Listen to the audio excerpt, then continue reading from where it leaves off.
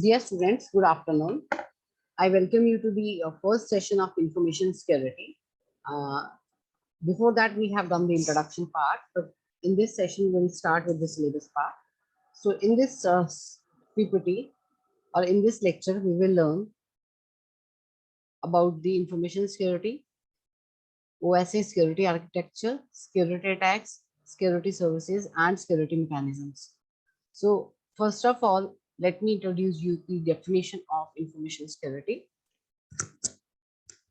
It is not only about securing the information from the unauthorized access, but it is also the practice of preventing unauthorized access, then use, disclosure, disruption, modification, inspection, recording, or the destruction of information. That means it is a science to prevent the unauthorized access, use of the information, disclosure of the information, disruption, preventing the modification, preventing the inspection, preventing the recording, and any destruction of the information by the unauthorized user. In the previous lecture, we have learned the definitions of authentication and authorization. I hope you are clear with the authorization and unauthorized access. Unauthorized access means the person who is not allowed to access the information. That means for the person for whom the information is being designed, he is only allowed to access the information. Okay, that is called authorized access. And unauthorized access means any attacker, any hacker, any unauthorized person who is not given any rights to access our information is called unauthorized access. Now, use of information, you can use the information in illegitimate way. That means it could be used for some hacking purposes, some fraud purposes. That is the use. Disclosure means intentionally disclosing somebody's information to other person who may get benefit from it. That is called disclosure. Disruption means you can manipulate or modify the data. Inspection means you just visualize and you can get the source of the information from where the origin of the information from where the data is being transmitted, or you can record any the unauthorized person can record any valuable information which is passed. And destruction of information means the information will be destroyed forever by the unauthorized persons. So the information could be your physical or electronic, or it could be your details on the profile on your social media, your data in the mobile phone, your biometrics, etc., which could be of use for some illegitimate users. Their information security therefore spans to so many search areas like cryptography, cyber forensics, and online social media, etc. So your information security comes with the three goals, which is known as confidentiality, integrity, and availability. And it is also known as CIA triad. Normally, you get a question in the paper that there is a CIA triad, then you have to write about confidentiality, integrity, and availability. It is also referred as AIC triad. Normally, so as to avoid the confusion with your cyber intelligence, it is normally said as AIC triad: availability, integrity, and confidentiality. So let's learn these three terms: availability, confidentiality, and integrity.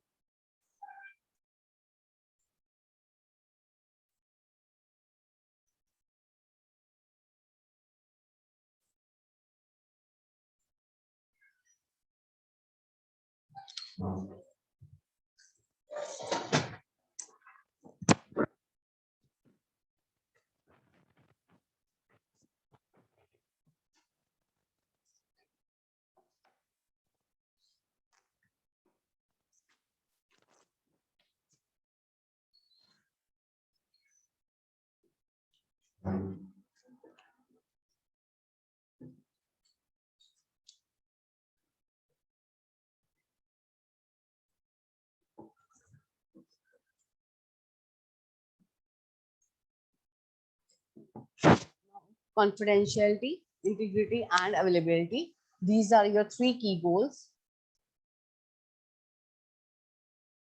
of security. Confidential means to keep the information secret from the unauthorized to keep the information secretive or not to be disclosed to anyone. That means, for example, data, suppose the person A is having his bank account with some bank,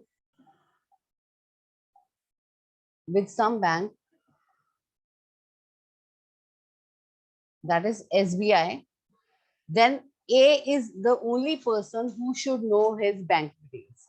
A is the only person who should know his bank details. It is not supposed to be disclosed to any person, that is B, C, or any other user. Fine. So it is not supposed to be disclosed to any person. That is called confidentiality.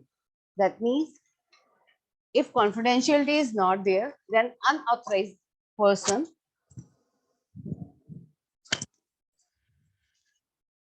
if confidentiality is not there, then any unauthorized person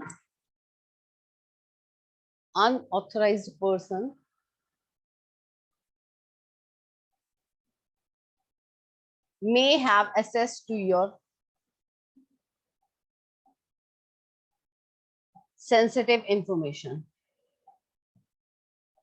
just like your bank details,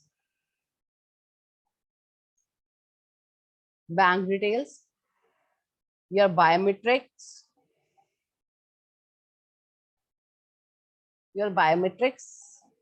and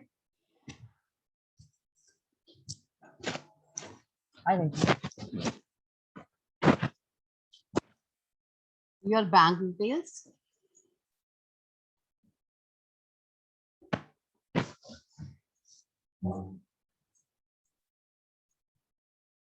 your PIN numbers, your biometrics,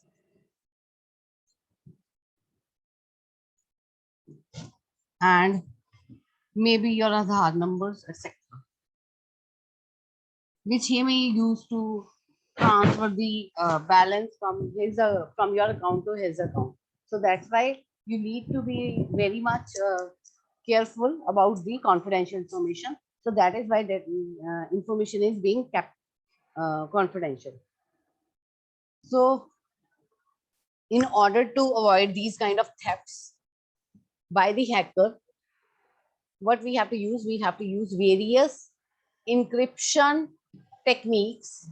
We have to use various encryption techniques to prevent these kind of thefts, which could be done by the hacker. Suppose A is transmitting any confidential information to B. There could be a C who could be a hacker.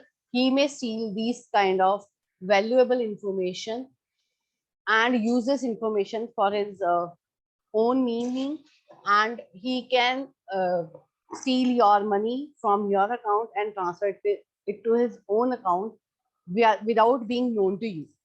So in order to avoid, we have to use this kind of various encryption techniques so that we can avoid this kind of theft, and we have to keep this information confidential so that it should not be sent to any hacker or could not be stored by any hacker while it is being transmitted on the network. Suppose you are making any online shopping transaction, you put your CVV numbers, you put your credit card numbers, and they could be stolen by any hacker to make shopping on your behalf. But actual things, money will be deducted from your account, but the things will go to the person C. So in order to avoid these kind of thefts, we have to send the data, or we have to send the credit card numbers or CVV numbers in the encrypted manner. That means the text which is not readable by the attacker itself. That is called confidential.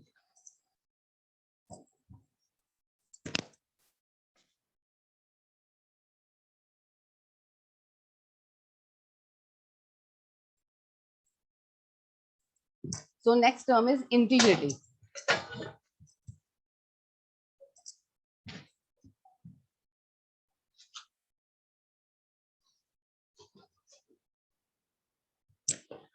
Integrity simply means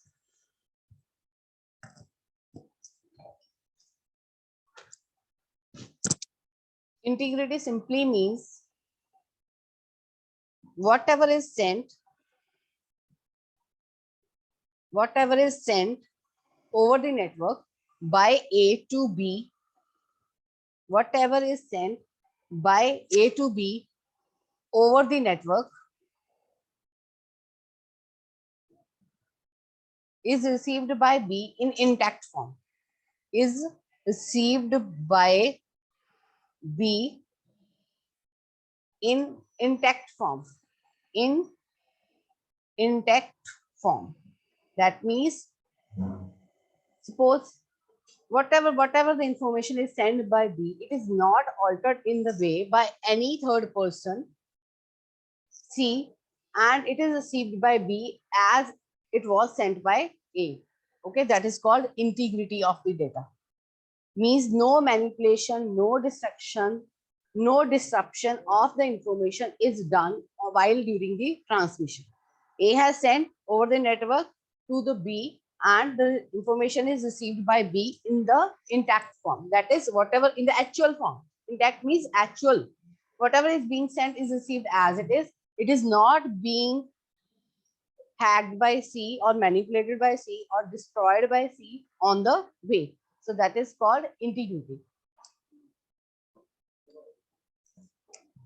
See, if some changes have to be made to the data on the transmission, it could be done by the authorizing agents or entities.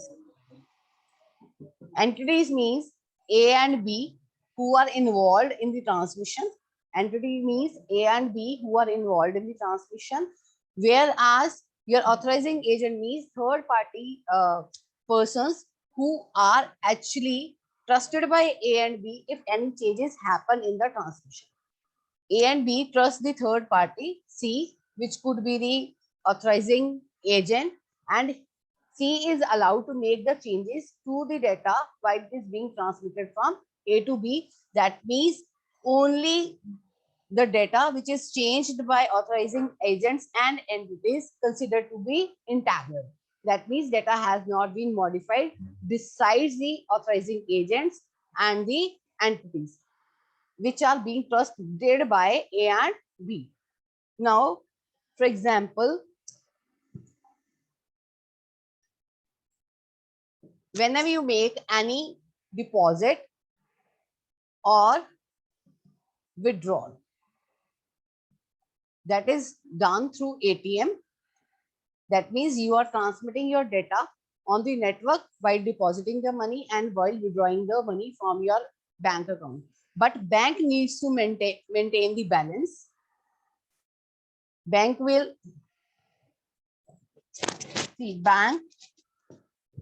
needs to maintain the balance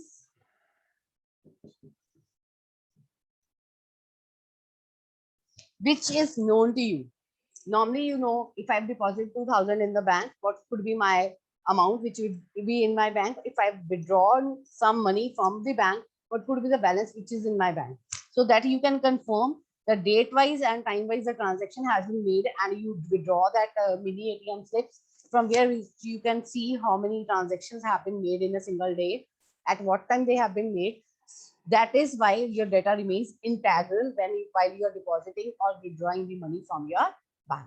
Okay, so that is called integrity. Next concept is of availability. Availability simply means data and resources, they are made available to the user throughout 24/7. That means 24 hours, 7 days a week, and 365 days a year. Data is made available to the user whenever he or she requires it.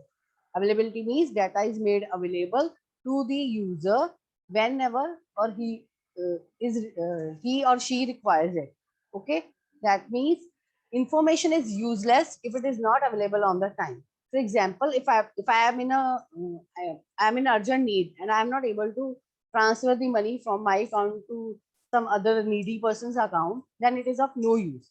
Fine. So that means data has to be available from throughout the day, 24 into 7, 365 days a year at the disposal of the user so that he can transact anytime, anywhere, whenever you want to do.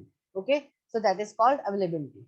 Okay. Even if the data is on the network should be on throughout the day, 365 days a year, so that you can fetch the data anytime. Okay. So that is called availability.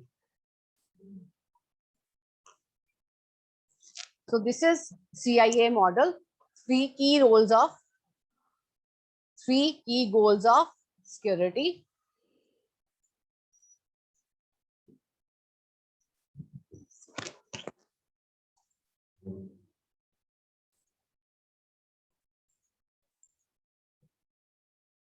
So now OSA security architecture.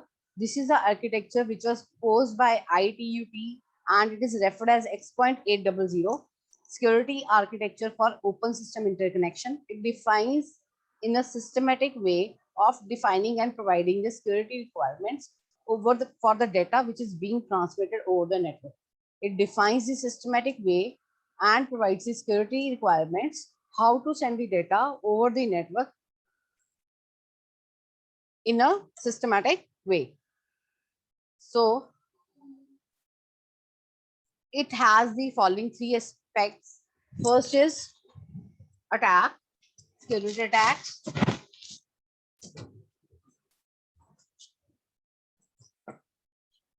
First is security attacks. Second is security policies. Then third is your mechanisms or services. Security services. Then you have security mechanisms. Okay. So first of all, we will go ahead with attack. But before that, we have these three terms. One is threat, second is vulnerability, and third is attack. Attack is something that is deliberate attempt to evade the system or security services. System security services. Evade is to avoid. Means deliberately, intentionally the attack is made on the system so that unauthorized person can access the data. That is called an attack. Vulnerability means there is some weakness in our system due to which the loss has happened. And threat is just like worms or the viruses which may come from the internet while you are transmitting the data from A to B, and they may collapse the security of our system. So these are three terms which need to be discussed before we can move to these three things. So we have the OSI, which focuses on the attacks, mechanisms, and services of the security. Now, what is an attack? Attack is something which compromises the security of the information which is owned by the organization. Any action which compromises the security, it may be the theft of the information or theft of the information which is being owned by the organization. Mechanisms are the processes which are designed to detect, prevent, and recover from a security attack.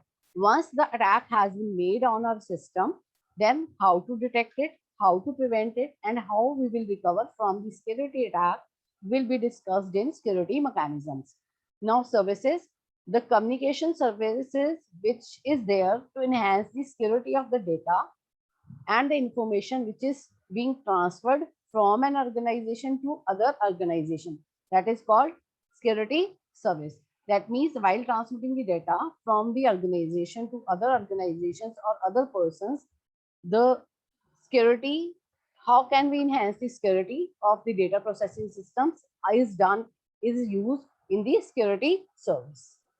So first, let us discuss about the attacks. See, we have two types of attacks.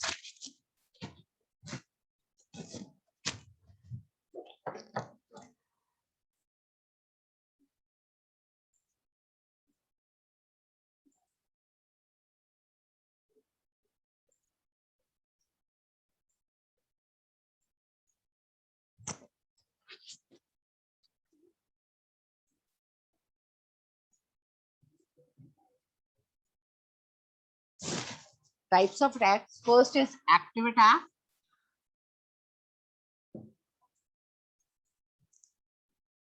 Second is passive attack.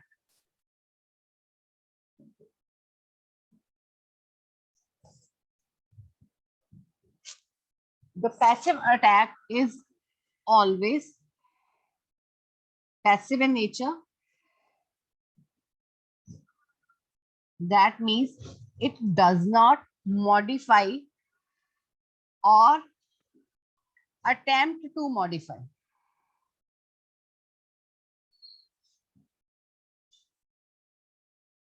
It is passive in nature, and passive attack do not modify or attempt to modify the data while transmitting. It will not make any modification to the data, or it will not try to modify the data which is in the transmission. That means it just observes the traffic which is there between A and B. Just observes or just listens to the messages which are being transmitted from A to B. That means if I can write passive attacks attempt to learn or make use of the information from the system, but does not affect the system resources. Whereas active attack tries to modify the information and actively participate between the transmission which is going from A to B, and it also affects the system resources. It also affects the system resources. Here passive attacks does not make any passive attack does not modify the information which is being transmitted. It just listens to the messages and try to use the information for his own use using the passive attack. But in active attack, it alters the information which is being sent from A to B, and it also affects the system resources, whereas passive attack does not affect the system resources. Okay, so we have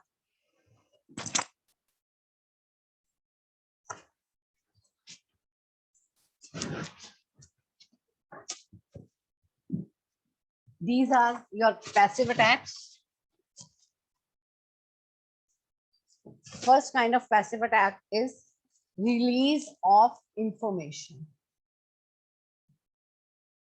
And second kind of passive attack is traffic analysis. First is release of messages or information, and the second is traffic analysis. First is release of messages or information, and second is traffic analysis. Whereas active attacks are, first is masquerade, second is replay, third is modification of messages,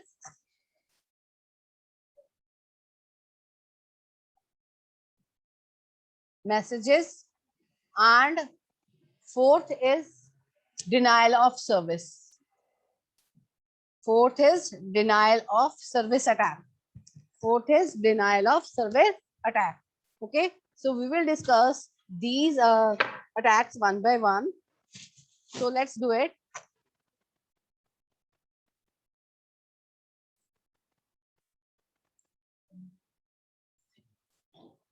So first is your passive attack. So let's come to first attack, that is release of messages. See, there are two parties, Bob and Alice. Bob is transmitting the message to the Alice, and Darth is just sitting and reading the contents from the transmission channel and just seeing what Bob is being sending to the Alice. Just he is a silent person who is sitting there on the channel and listening to the transmission, what the messages are being transmitted from Bob to Alice. And a telephonic conversation or an email which is being sent, it may contain the sensitive and confidential information which is to be protected from the Darth from learning the contents of these transmissions. So we should prevent it from Dart, that whatever is being sent by Bob to the Alice should not be read by the Dart. This is called release of message content. That means when you will send your data without encrypting, the data is directly readable to the hacker. He may get the access to the sensitive information while it is being transmitted from Bob to Alice. Next, traffic analysis. See, Bob and Alice comes to know that attacker is sitting on the way and he might be reading our messages. So both of them decided to communicate in the encrypted manner. Fine. So Bob sent the data in the encrypted form to the Alice. And what happens is now Darth is not able to observe what Darth is not able to see actually, or cannot gain the access to the sensitive information which is transmitted by Bob to Alice. Now he cannot access that kind of information which is being transmitted from Bob to Alice. Instead, now what he will try to gain, he will find from where the message has originated. That is, Bob is going to send the message. That is his location, his identity, the length of the message which is being sent to Alice, the frequency of the messages transfer. So means they may be transmitting the messages to each other after 5 minutes or after 10 minutes. So how many times during 1 hour they have transmitted, this is being observed by the Dart, and he can he can have access to similar kind of information, and just this kind of information he can fetch. By using this kind of information, he can just guess. He is not sure what is exactly being transferred between Bob and Alice, but he can just make the guess what kind of data is being transmitted between Bob and Alice and what could be the data. So in such attacks, an adversary means a reverse capable of observing network traffic statistics in different networks, correlates and traffic patterns in these networks. Actually, he will observe the network traffic and he will reduce some traffic patterns out of the traffic sent by Bob to Alice, and try to actually decode the information which is being sent by Bob to Alice. Then you have active attacks, masquerade attack. This is very, very simple, and I'll show you the diagram for it.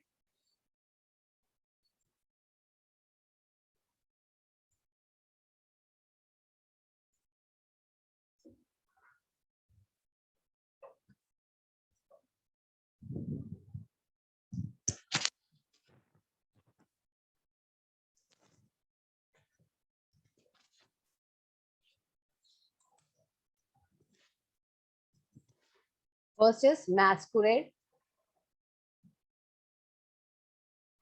That is, A is sending the data to B, and here is some hacker C or unauthorized person C. Fine. Now what happens?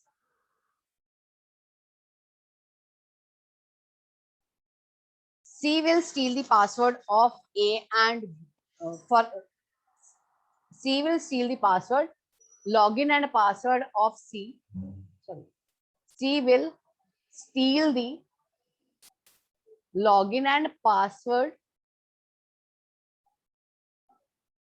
of A and sends the data to B while enacting as it is A.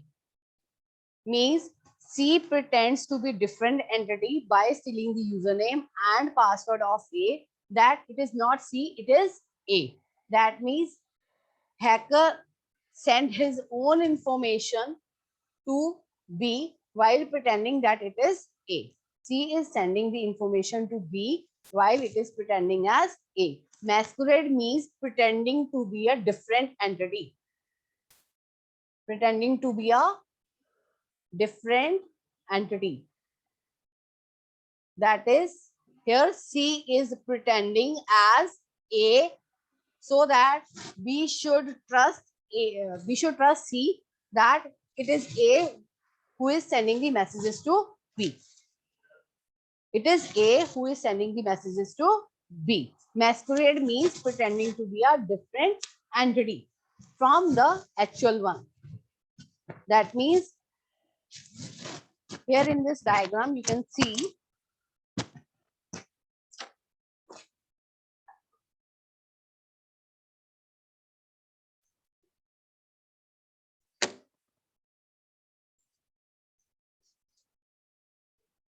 a masquerade takes place when one entity pretends to be a different entity. That means Bob, Garth pretends to be Bob and send the message to Alice. That is called masquerade attack, and it is called active attack. That means he can have the access, the information of the Bob, and he has made some changes and passing that message to the Alice. That is called masquerade attack. Next, replay attack. Now what happens?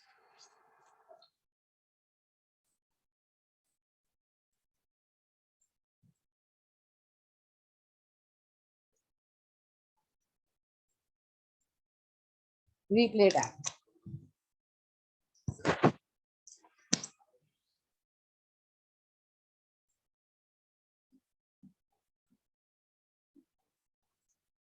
Replay attack says this is A, this is B, and this is C, who is hacker or unauthorized person.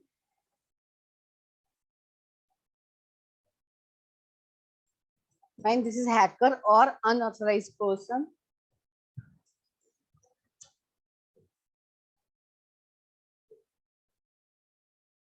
Now what happens? While A is transmitting the data to B, C sniffs the packets, data packets which are sent by C. This is A, this is B, this is a transmission channel between A and B. And A is sending the data in the form of packets. These packets are being sniffed by C. That means it also have the same copy which is being sent to B by A. C will have also the same copy or access to the same message which is sent by A to B, and it can have the same message which is sent by A to B. Now what happens? It will send that copy to B again. This is called replay attack. That means B will now have two copies, one from C and one from A, and they pretend to be from the same origin. A is also sending and C will also say that it is A and sending the same messages. Now, here B will be confused. B will be confused that which from these two messages, one received from A and two received from C, which is the actual one. It will become confused which is the actual one. Which is the actual one. That is, this is called replay attack.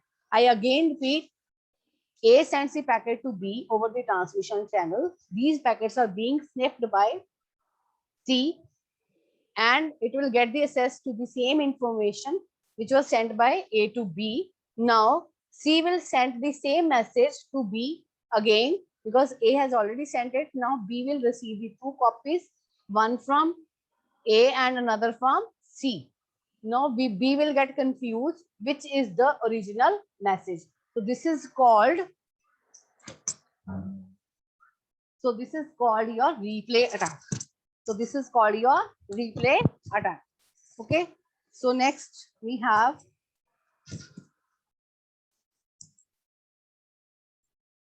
replay attack involves the passive capture of data unit and its subsequent transmission to produce the unauthorized effect.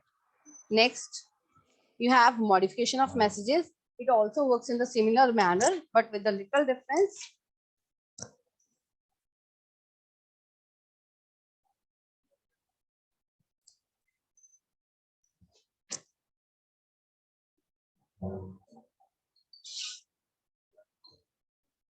Modification of messages that also occur in a similar manner.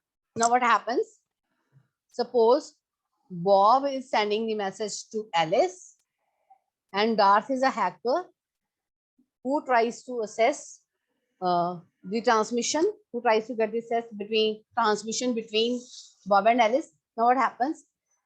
He will directly have the access the data which is being sent from Bob, and it will make the modification in those messages which are received from Bob and send it to Alice back. Now the message has been modified and Alice has no means to ensure the integrity of the data which is sent by Bob. That is, hacker Darth will have the direct access of the data from the Bob. The data will be sent from the Bob to the hacker. He will make the modification in those in that data and send it back to the Alice. Okay, so that means Alice has no mechanism. Alice has no mechanism to ensure the integrity of the data. So next is the modification. This is your called modification of messages.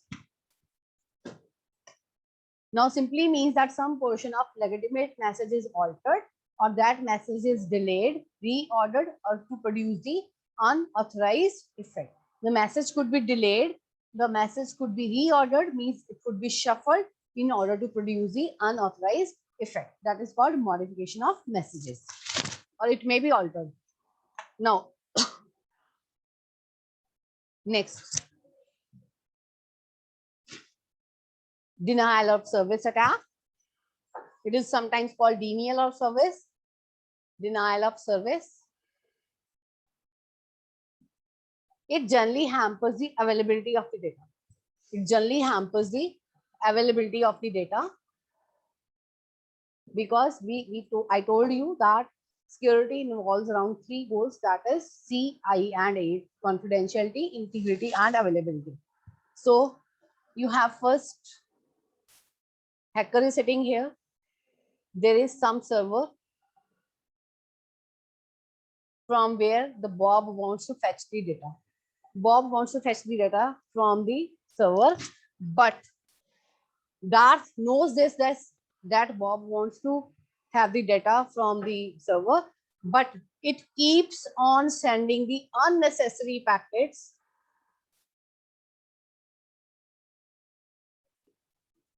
Darth keeps on sending the unnecessary packets to the server in order to overload the server. In order to overload this server so that it could not be able to service the request which is being asked by the Bob. It could not be able to service the request which is being asked by the Bob, and he will always get the message, server busy, keep trying. Server busy, keep trying.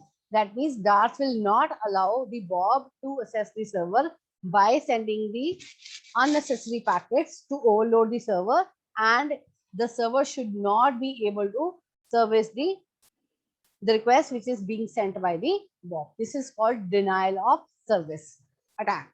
Okay.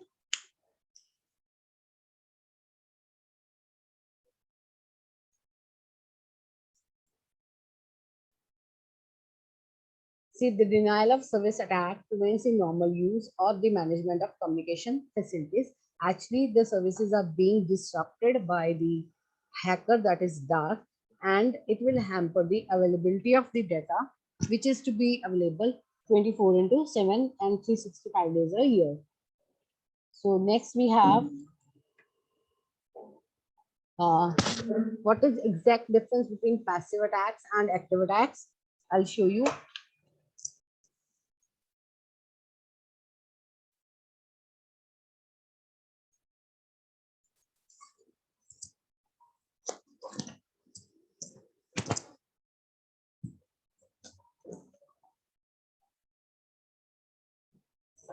See, passive attacks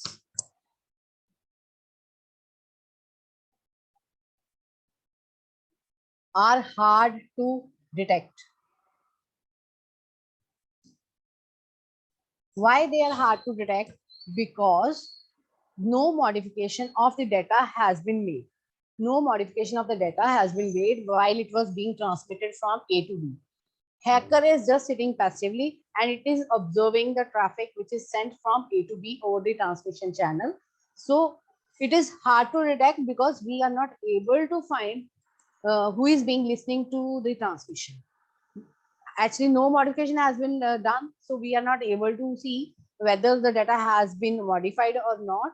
That's why they are hard to detect, but we can avoid them by using the encryption technique.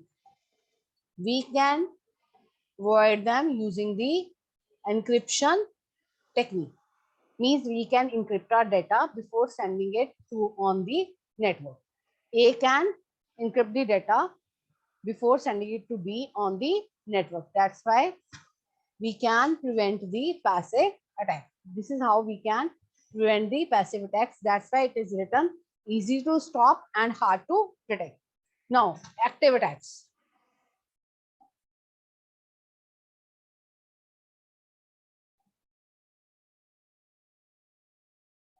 Active attacks are easy to detect. On the contrary, they are easy to detect, but difficult to stop. Why they are easy to detect? Since data has been modified and we are able to detect whether the attack has been made or not. After the attack has been made, we try to detect the attack and try to recover what is the loss being done by the attack. But it is difficult to stop, but we cannot stop it. We cannot stop it, but we can just prevent it. Or if the attack has happened, then we should focus on the detection and recovery services. For now, one question is this: which attack is dangerous?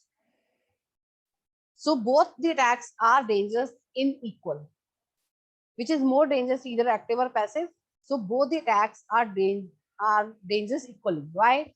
Because here we cannot detect, but we can use the encryption technique. Now, if the code is being decoded, encryption data is being decrypted, then the hacker can access the data which is being sent from A to B. That means it is also dangerous. Here we are not able to define from where the which data has been modified and how. We can just able to figure out which data has been modified, but we will not be able that who has modified when, because there could be a passive attack or there could be active attacks like masquerade, modification of messages, replay kind of. So we have to follow the prevention and recovery procedures when the attack has happened. After we will be able to once figuring it out, and after that we'll be able to do this recovery and detection procedures. We'll follow the detection and recovery procedures. We will follow the detection and recovery procedures once the attack has happened. Now, next.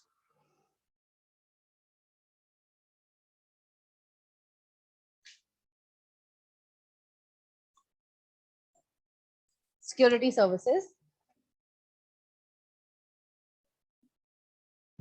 Now, what is a service?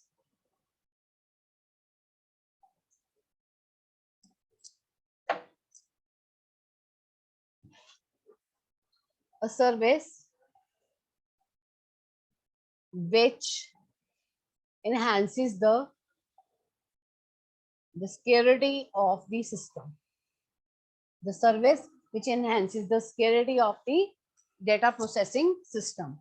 So data processing systems, they are called security services. Service which enhances the security of the data processing system is called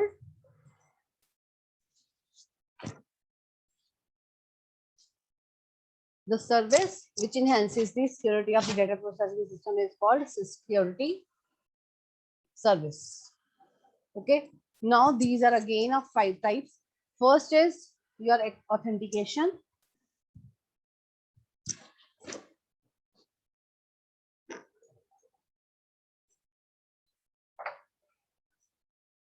First is data confidentiality.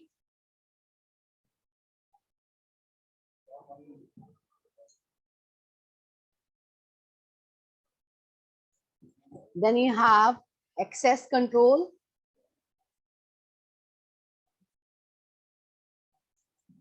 Then you have authentication, integrity. Then you have non-repudiation.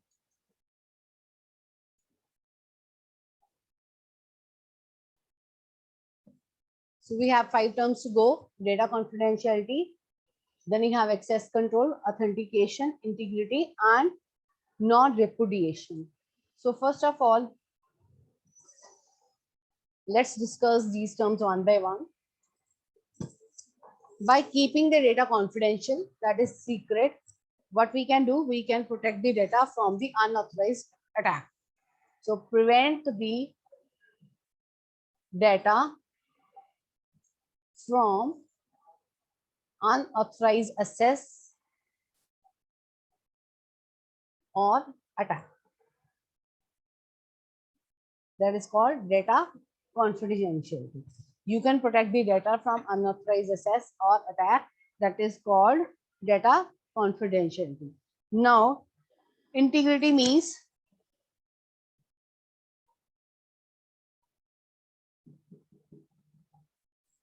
whatever the data is sent is available as it is.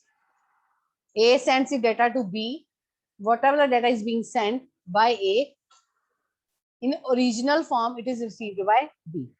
Whatever data is sent by A, it is not altered on the way and is exactly same what is being sent by A to B, and B will receive the same copy which is being sent by A. That is, we can say it is the assurance that whatever is being sent by A is received by B is exact copy of what A has sent. Okay, that is called data integrity. Next is non-repudiation.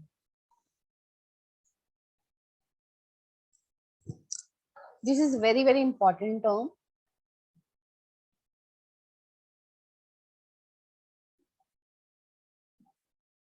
I will take an example to explain this term.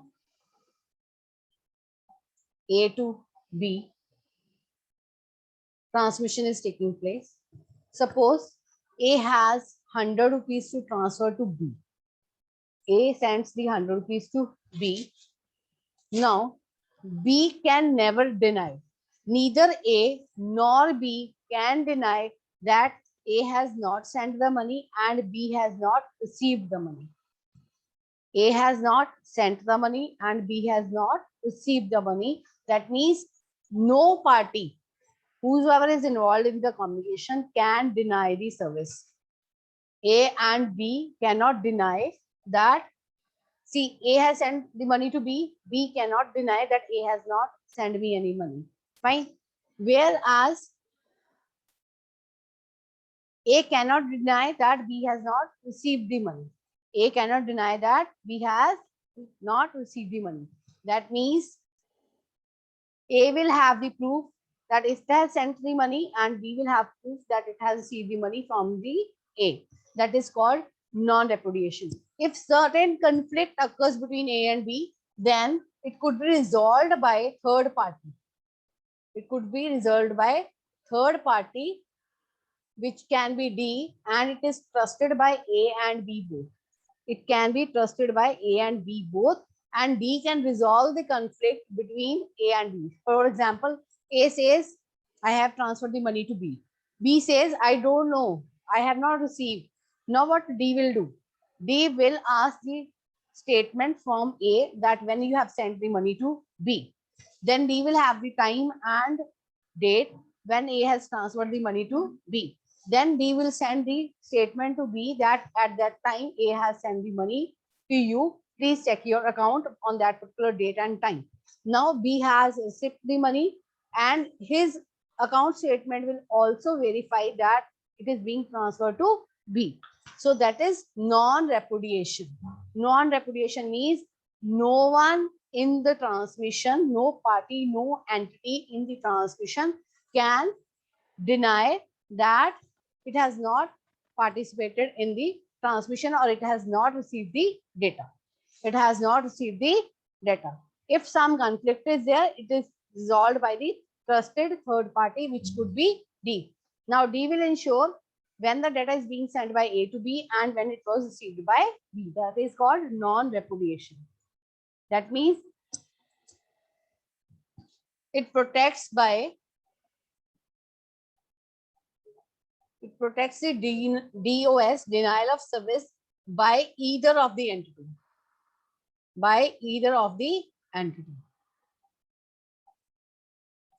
It protects the denial of service by either of the entity. Means A cannot deny and B cannot deny. So it protects the denial of service by either of the entity, because they have the proofs that A is basically the origin who is sending data to B. So therefore, A has the proof of sending and B has the proof of receiving. Okay. Okay, next is access control. Next is access control.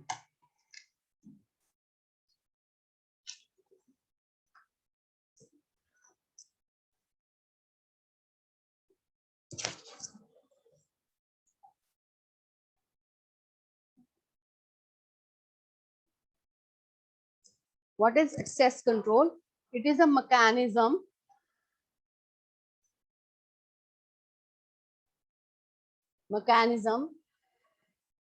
to regulate, monitor. It is mechanism to regulate, monitor, or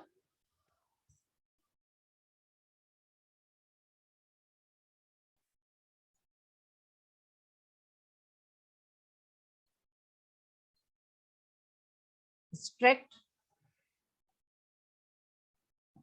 mechanism to regulate, monitor, restrict, and view the usage of the resources. That is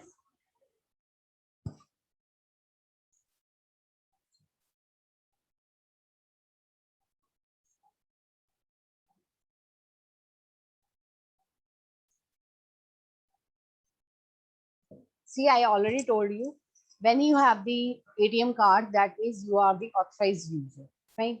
When you put the PIN in order to withdraw or deposit your money, or you try to access the bank services, some bank services are being allowed to you, some bank services are not being allowed to you. For that, access control comes into play. Access control means after entering into the system, what you are supposed to do, what are your rights, fine. So that is a mechanism to regulate. Regulate means limit you, stop you, then monitor. Whatever you are doing is being monitored. Then restricted and regulate is one and the same thing. Monitor and view means whatever you are doing is being viewed, and protect the usage of the resource which you are not supposed to use. The resource which you are not authorized to use is being stopped by this access control. Okay, so we have two types of access control. First is your physical access control, and second is your logical access control. Physical access control and logical access control. Physical access control, it could be your campus, whether you are allowed to enter the campus at the night times, that is called access control. Then campus, then building, then rooms, wherever you are being allowed to access, that is called physical access. You can enter the campus, you can enter your building, hostel building, then you can enter your room, that is called access control. Physical access control, where you can walk in and you can have the access of things, that is called campus, building, and room, that is called physical access. Logical access is the access of data or the information inside the computer, inside your devices rather. That is called logical access control. Physical access control is access of physical building, campus, or rooms, whereas logical access control is access to data, information, which could be inside your any device, either could be in your mobile, or it could be your, suppose somebody has put lock on your WhatsApp images. Now your friend come and tries to open your WhatsApp images folder. So it is usually locked, that is lock is being put by you. Now he tries to open that password, but he is not able to because you have put the access control, logical access control, that the person besides you is not able to see any of the photographs, any of the images which are there in your phone. So that is called logical access control. Normally, it is also put on any files. You put your passwords on the files or documents which are there in your computer. They are password protected. So that is called logical access control. Okay. So this is like this.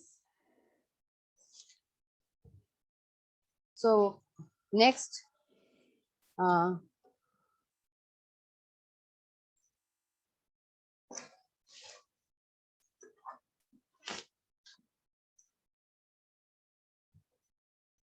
authentication is assurance that communicating identity or entity is the one that have both peer and entity and data origin.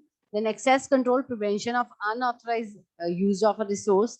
Data confidentiality is protection of the data from the unauthorized user or disclosure. Then integrity, assurance that the data received is as sent by the authorized entity. Non-repudiation means protection against the denial of one of the parties in the communication, and availability means resource accessible or usable. So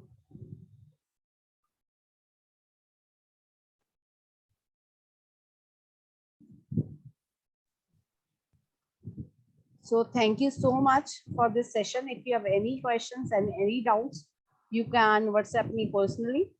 Okay, I'll answer your questions there.